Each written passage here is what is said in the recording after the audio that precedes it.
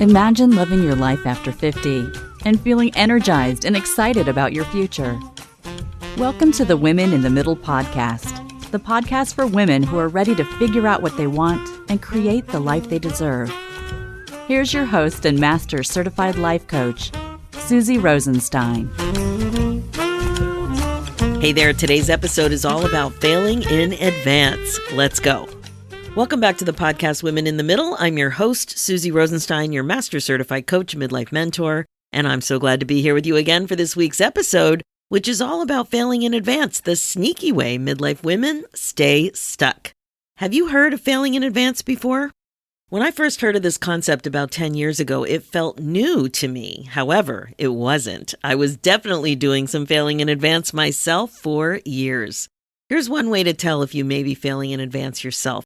Have you ever wanted something but found yourself mysteriously unmotivated or stopping before you even start? That just might be a clue that you, my amazing friend, are also dipping your toe into the world of failing in advance. So that's what we're talking about today. Fun times, right? Yes, it will be fun times, I promise. But just quick, you've heard me say this before. Time, she is flying. And when you're a busy midlife gal, you don't want to waste valuable time.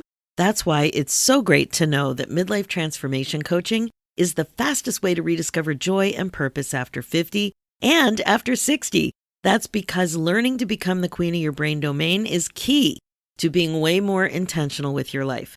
That means more having your own back, more living in alignment with your priorities, more confidence about regret-proofing your life, and a big one, more allowing yourself to be happier before you run out of time.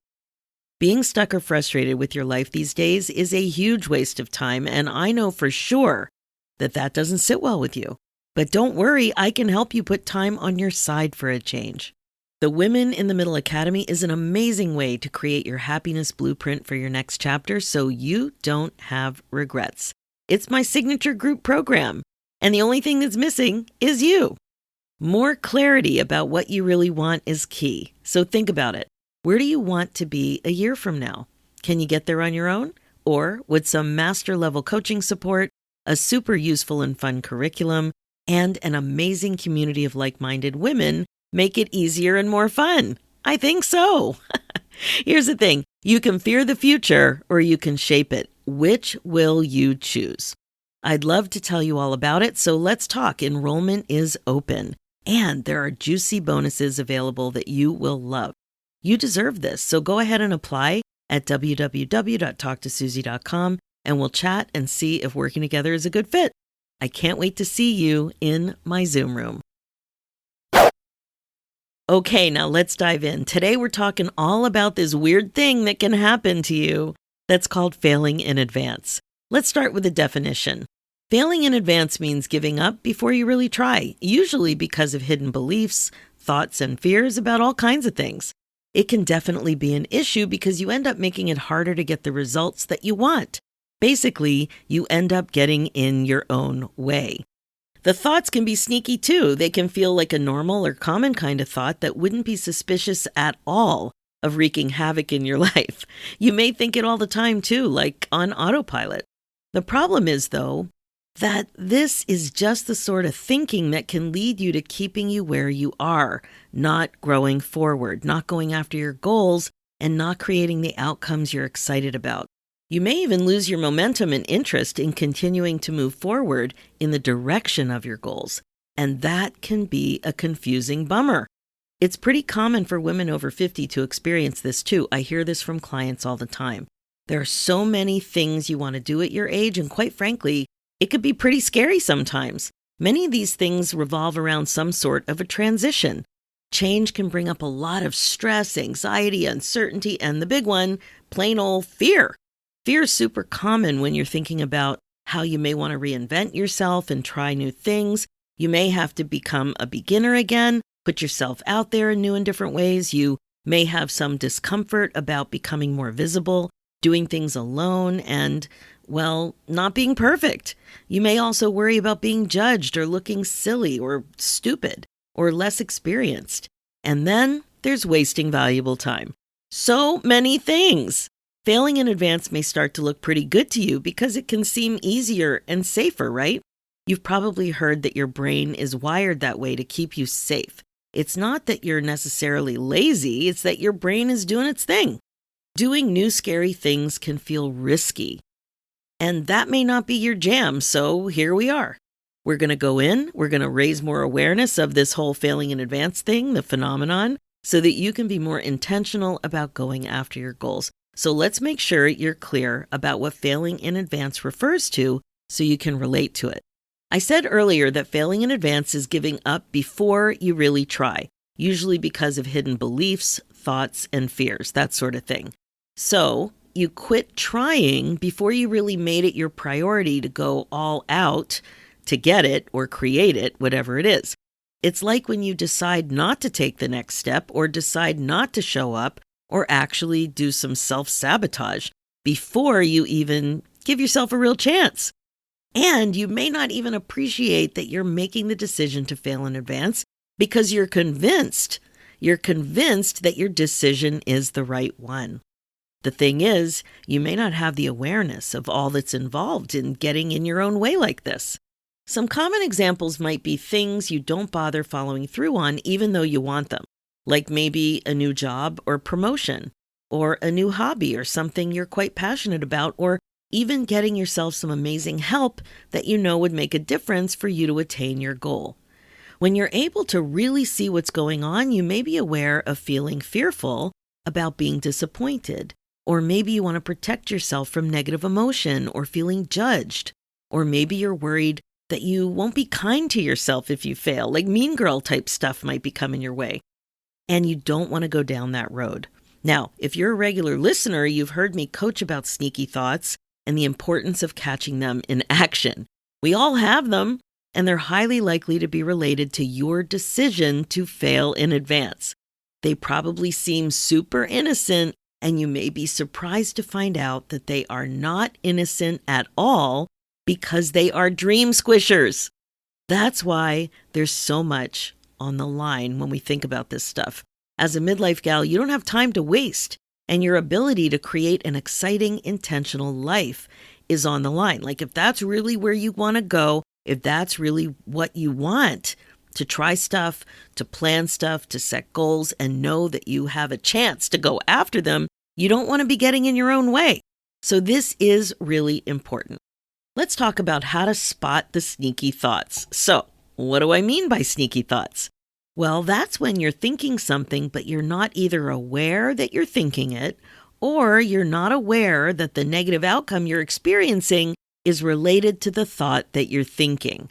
They are hidden in that you're unaware of them in some way.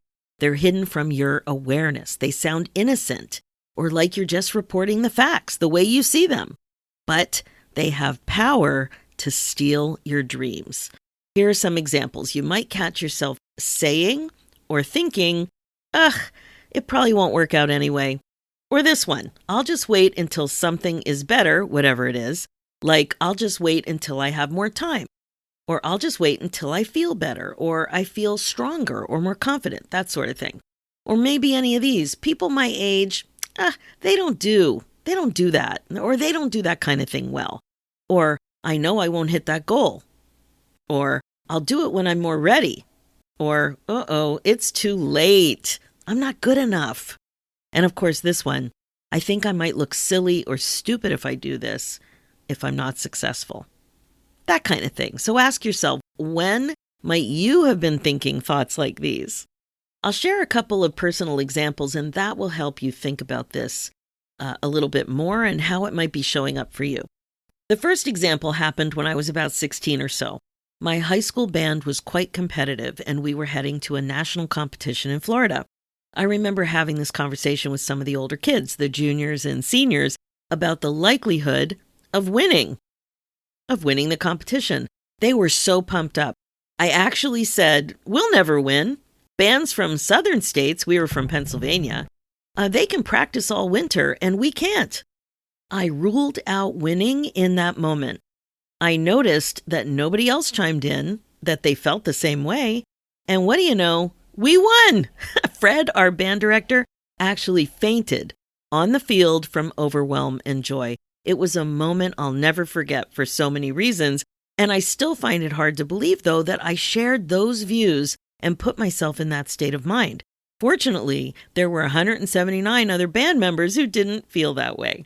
Another story of mine is one that I shared on the podcast before because it was so eye-opening for me. Huge. This one's a doozy, and I think it's worth repeating here now. It's about my personal weight loss. Here's the background. Like so many of us, I remember trying to lose weight most of my life. 5 pounds, 10 pounds, 20 pounds, whatever. It started young. Also, you may know that I'm small. I'm only 4'10". So fast forward a few decades, and when I was about 50, I took a class with my first life coach about mindset related to losing weight. She asked me, Susie, why do you think you haven't hit your weight loss goal yet? Well, I replied, it's harder for me to lose weight because I'm only 4'10". There was silence. Then she asked, why do you think that? And it was in that moment that I realized that I was choosing to think that thought, and it wasn't true. It didn't even make sense. It was a sneaky thought that created the result for me of failing in advance with weight loss. When I would think that basically it's harder for me because of my DNA, my height, it meant weight loss was out of my control. So it was easy to get in my own way with that kind of a thought. It creates this feeling of lack of control and hopelessness. So the logical result is that I would quit in advance. But think I was all in. Now that's really an important one here. It had a big effect on me in terms of the way I was feeling, like I mentioned, lack of control, hopelessness, but I didn't appreciate what was happening. I thought I was all in. See what I mean? Two similar but very different examples of failing in advance, and here are two more. First, here's the short version of this one. In 2017, I was contacted by an assistant curator from the Museum of Modern Art, MoMA, in an email about purchasing something that I made with my own hands that was in my little Etsy store. It was a beaded wire kippa. I was speechless when I saw this email. Like my heart was racing. I was confused. You know, you can imagine what that might be like. My eyes blinked like a cartoon character. And I had to forward the email to an artist friend to make sure it wasn't fake. Well, it wasn't fake. MoMA was doing a huge exhibit called Items Is Fashion Modern, which, and I quote, explored the present, past, and sometimes the future of 111 items of clothing and accessories that have had a strong impact on the world in the 20th and 21st centuries and continue to hold currency today. So the kinds of things that were included in the exhibit were things like a little black dress, swatch watches, the underwire bra, a string of pearls, that sort of thing. Classic accessories and fashion over the years. Mine was a kippa, and there was a kippa category, and it was one of 10 kippas and the only one for women. There was also a coffee table book that was created for the exhibit, and the exhibit was there for 4 months. Now, the lead up to the opening of the exhibit was weirdly stressful for me. You might think, well, you're just going to be super excited. Well, that's where my failing in advance thoughts were picking up steam. I was almost afraid to share what was going on because of my fear that it wouldn't actually happen. I started to spin on thoughts about it not happening, that my contribution wouldn't be included, or that I made something up, or that I believed something that was going to fall apart, or somehow it felt like a failure, like I was being, it was very risky for me. And I was going to be let down and disappointed, and I would tell people and it wouldn't turn out. And oh my gosh, it was a very strange experience. It was almost as if it was too big of a cool opportunity to believe that it was going to work out. Now, in this example, much like the band example, my failing in advance wasn't going to affect the bigger outcome of the event, but what it did do was to rob me of some of the enjoyment of the experience, and it really made me realize that just because you think it, it doesn't mean it's true or useful. You know, are you following? It was really a weird experience for me. When I think back on it, it's still, you know, it just made such a huge impression, my reaction to the whole situation before it happened. Going to the exhibit was, oh my gosh, it was amazing. I'll put some links in the show notes. Okay, so I have one more, and this is a really quick one. And this was the time I was applying to grad school. And even though I was super interested in clinical psychology, I didn't even apply because I was afraid I wouldn't get in. An obvious fail in advance move, right? Can you relate to any of these?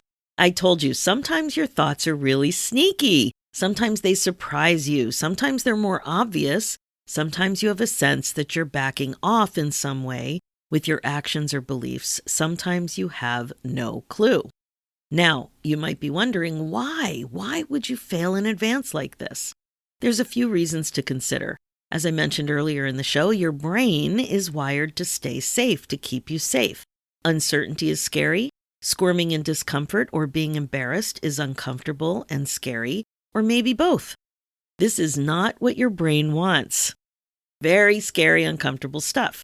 You may also be influenced by things that may have happened in your past. Maybe you really believed in a goal or worked hard towards one and didn't get the result you wanted, and it was a pretty difficult experience. You might come to the conclusion that it's just safer not to bother at all, not to even try.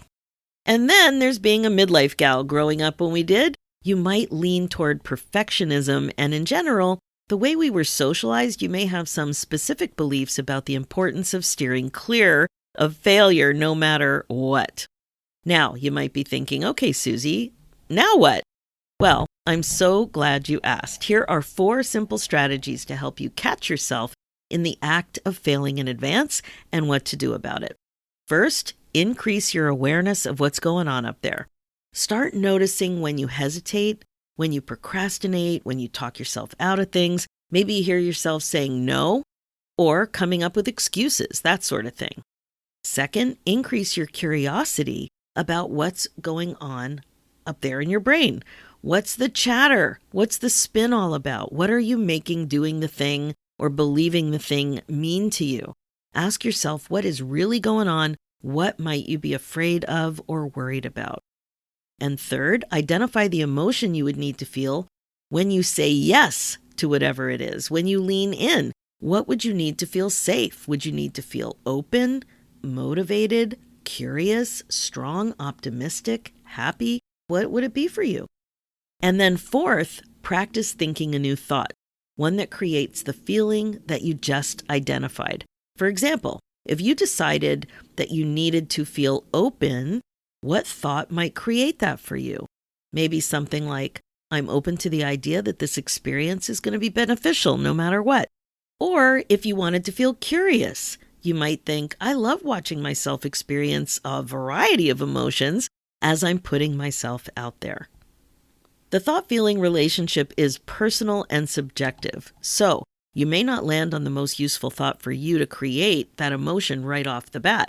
Try on a few and see what happens. Here are a couple of the thoughts to keep you moving forward because, of course, this can be challenging. One of the main obstacles I've seen over the past 10 years coaching midlife gals like you is the difficulty of being in the present moment.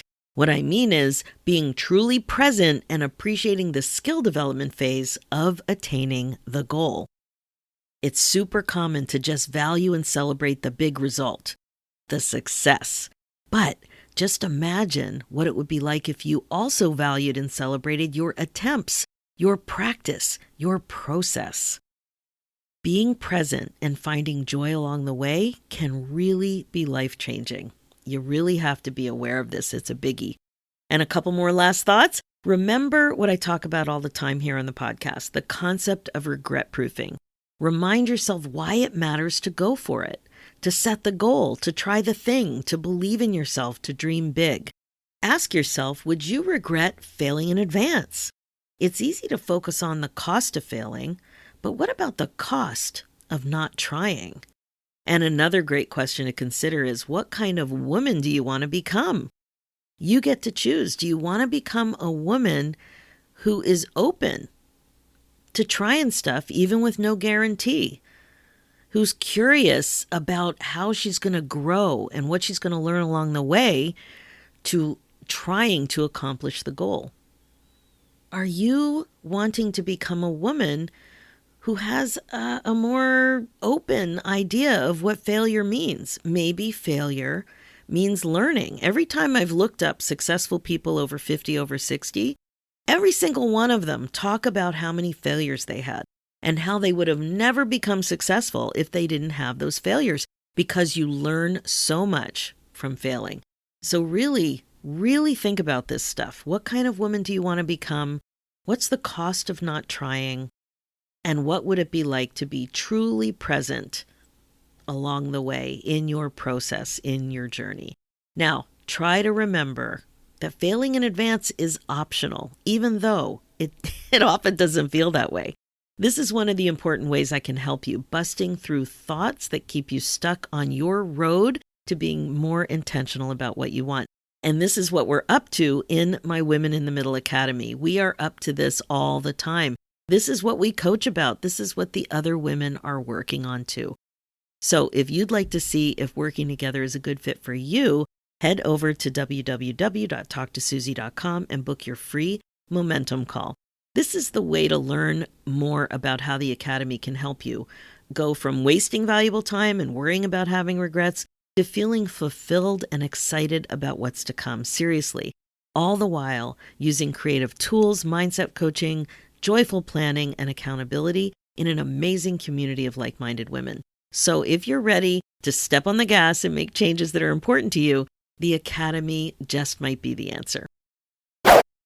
Now, as you know, my focus as your midlife coach is to help you waste less valuable time and get on with the good stuff. This is what regret-proofing your life is all about. Remember, being the queen of your brain domain is the best way to be, and midlife transformation coaching can really help you. And it can help you in such a meaningful, deep way. As I mentioned, if you'd like to see if coaching together is a good fit for you, either in the Academy or privately, head over to www.talktosusie.com and book your free momentum call, and we'll chat. And for show notes and links, go to www.susierosenstein.com and click on the podcast tab and look for episode 414. You'll also see a link there for my other show, The Women in the Middle Entrepreneurs, which is all about the reality of running your business when you're a midlife gal. It's also on iTunes, Spotify, and all the places. Let's do this, ladies. It's time for you to put yourself first, one thought at a time. Thanks so much for listening, and I'll talk to you next week.